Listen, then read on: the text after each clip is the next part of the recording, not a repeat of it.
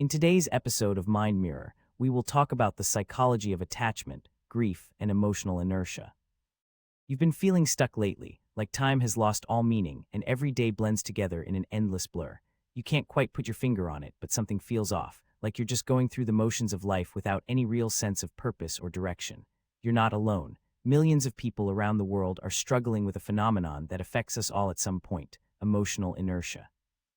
Emotional inertia is a state of being where we feel weighed down by our emotions, unable to move forward or make progress despite our best efforts. It's like being stuck in quicksand. No matter how hard you try to pull yourself out, you just sink deeper and deeper into the muck. But what causes this feeling? What makes us so stuck that we can't seem to break free? One of the main culprits behind emotional inertia is grief.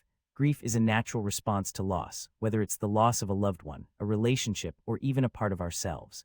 When we experience a significant loss, our emotions go into overdrive, and it can be hard to shake off the feeling of sadness, anger, and disorientation that comes with it. But what happens when grief doesn't resolve itself like we hope?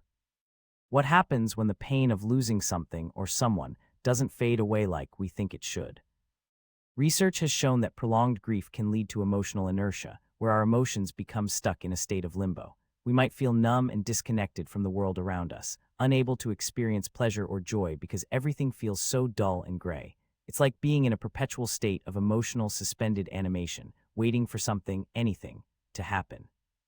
But here's the thing, we're not just stuck because of grief.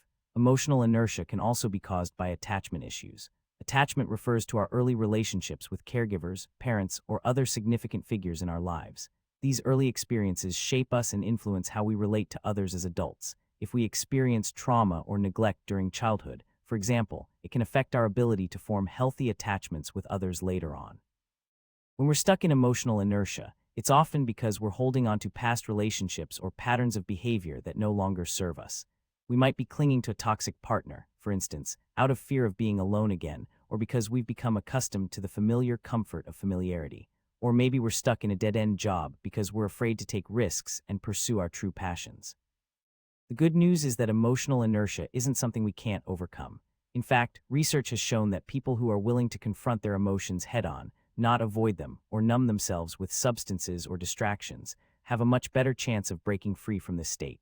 It's like unlocking the door to our deepest fears and desires. One way to do this is by practicing self-compassion. We often beat ourselves up over our flaws and mistakes, which can make us feel stuck and helpless.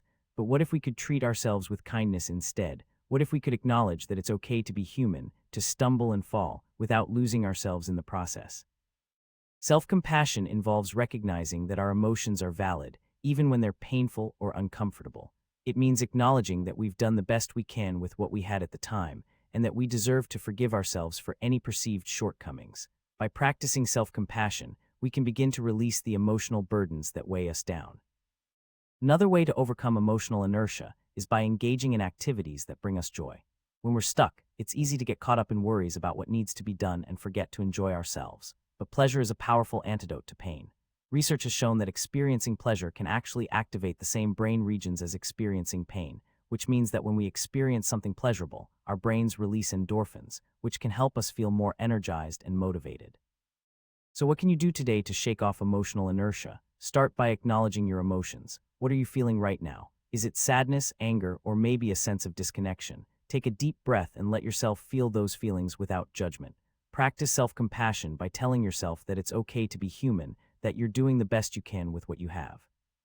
And then take action. Engage in an activity that brings you joy, even if it's just for 10 minutes a day. Whether it's painting, playing music, or cooking, do something that makes you feel alive and present. Remember, emotional inertia isn't something to be ashamed of. It's a sign that we're stuck in a state of growth and transformation. It's an invitation to explore our deepest fears and desires, to confront our emotions head-on, and to find new ways of being in the world. So what are you waiting for? Take the first step today. Stay tuned for the next episode of Mind Mirror, a reflection of thoughts you never say out loud.